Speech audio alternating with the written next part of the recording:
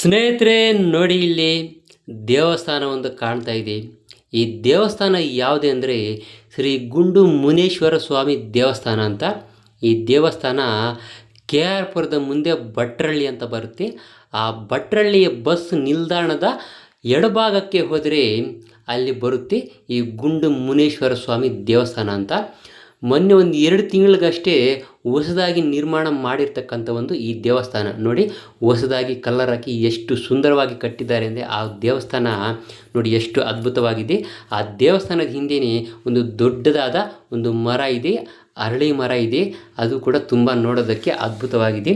ನೋಡಿ ನೀವೇ ನೋಡ್ತಾ ಇದ್ದಿರ್ಬೋದು. ಆ ದೇವಸ್ಥಾನದ ಮೇಲೆ ವಿಧ ವಿಧವಾದಂಥ ಒಂದು ಶಿಲ್ಪಿಗಳಿಂದ ಕೆತ್ತನೆ ಆಗಿರ್ತಕ್ಕಂಥ ಒಂದು ವಿಗ್ರಹಗಳನ್ನು ನೋಡಬಹುದು. ನಾವು ಆ ಪೂಜೆಗೆ ಸಂಬಂಧಪಟ್ಟಂತೆ ಒಂದು ಯಾವುದೋ ಒಂದು ಬ್ಯಾನರ್ ಹಾಕಿದ್ದಾರೆ ನೋಡಿ. ದೇವತಾ ವಿಗ್ರಹಗಳು ಯಾವ ರೀತಿ ಕಾಣ್ತಾ ಇದೆ ದರ್ಶನ ಮಾಡ್ಕೋಬೋದು ನಾವು.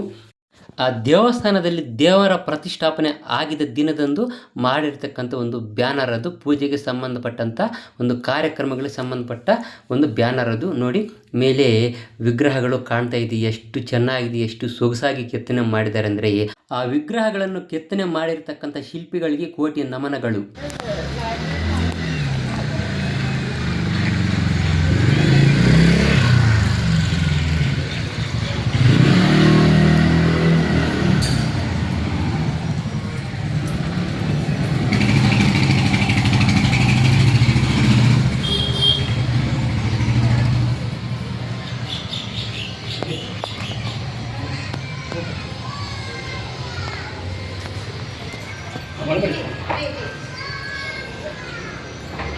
ದೊಡ್ಡ ಸ್ವಲ್ಪ ಬನ್ನಿ, ಈಗ ಬಂದಿದ್ದೆ ನಾನಲ್ವಾ.